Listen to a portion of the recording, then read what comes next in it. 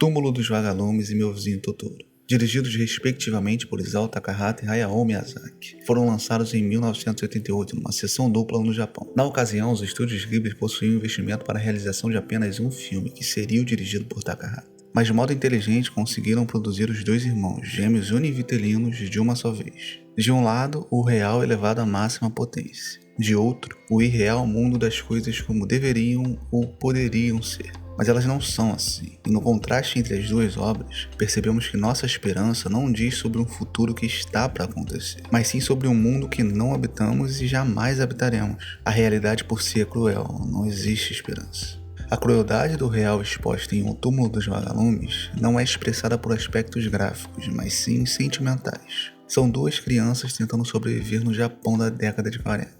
Em meio a bombardeios, racionamentos, perdas de pai, mãe, casa, etc. Violência, fome, dor e sofrimento são constantes. A delicadeza dos traços não anula o impacto das situações. Sofrimento, aliás, do qual Takahata não foge um instante sequer na obra. Os dois irmãos Seita, um garoto de 14 anos, e Setsuko, uma menina de 5, já começam o filme mortos. Ao espectador, resta acompanhar a sofrida saga. Não há esperança de um final feliz. O fim já está dado de início, e é trágico. Mas é claro, é trágico aos nossos olhos, já maltratados pelo tempo. O olhar esperançoso de Setsuko não pode ser ignorado. No fim das contas, ela era apenas uma criança. Nela havia esperança. Era ela como outra qualquer e não tinha tempo para pensar numa bobeira do tipo quão trágico é o meu próprio destino. Bastava estar ali. Era capaz de achar alegria nas coisas mais singelas, como numa velha lata de balas de fruta ou mesmo nos vagalumes que iluminaram seu abrigo durante a noite. Ela precisava de pouca coisa para viver, mas a realidade não fez a menor questão de considerar isso. Os tais vagalumes morreram pela manhã.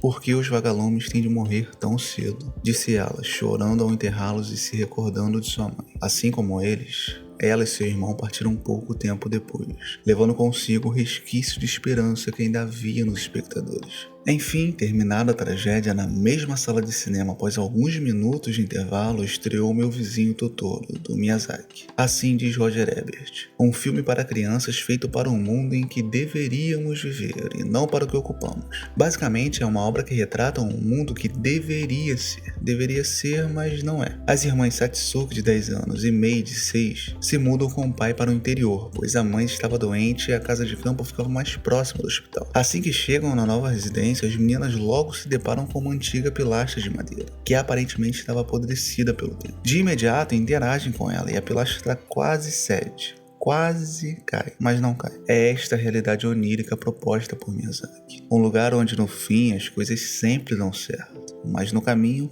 quase dão errado. Tal qual a pilastra que quase caiu. É um cambaleante mundo perfeito. Nesse mundo não é perigoso que duas meninas fiquem sozinhas num ponto de ônibus à noite. Nesse mundo, a criança que se perdeu é encontrada com vida. Nesse mundo, a mãe que estava doente no hospital volta para casa. Mas é só nesse mundo. Infelizmente, só nele. Um mundo onde as coisas acabam bem no final, mas só no final. É como se Miyazaki dissesse, tudo deu certo, mas poderia não ter dado. É um constante aviso para que o espectador esteja ciente. Ele está diante de um mundo que retrata as coisas como elas deveriam ser, não como elas são. Desse modo, mostrando um mundo que não é, Miyazaki evidencia a crueldade de um mundo que é. Ao ver o final feliz de seu frágil mundo perfeito, é difícil não pensar imediatamente nas crianças que não tiveram a mesma sorte. Como Setsuki e seu irmão, citados anteriormente, falecidos aos 5 e 14 anos respectivamente. Ou, caso prefira falar de uma realidade concreta, como Keiko, irmã mais nova de Akiyuki Nozaka, autor do romance semi-autobiográfico intitulado Túmulo dos Vagalumes, que morreu por desnutrição no contexto de guerra do Japão de seu tempo. Crianças como ela são vítimas de um mundo real que mais se assemelha ao olhar de Takahata que o de Miyazaki. Mas e quanto a tal esperança? Meu Vizinho Totoro não é capaz de emudecer ao menos a devastação causada por seu predecessor, que veio à tona naquela mesma sala de cinema algumas horas antes? Se de um lado temos um olhar realista e triste sobre a crueldade do real, de outro temos um indicativo do que poderia ser, isto é, uma fagulha esperançosa, correto? De fato, o olhar de Miyazaki é um pouco mais esperançoso. Contudo, caso a esperança diga sobre dias de um futuro que irá se concretizar, em relação a uma obra de 1988, o futuro somos nós, e essa esperança não se concretizou. O mundo segue mais próximo da visão de Takahata. Assim, a esperança me soa como um grito no vazio, como algo que não faz referência a coisas que estão por vir, mas sim um ímpeto de se falar sobre como as coisas deveriam ser, mas elas não são assim, e a gente sabe disso. Por isso, pra mim, Meu Vizinho Totoro é um filme feliz triste.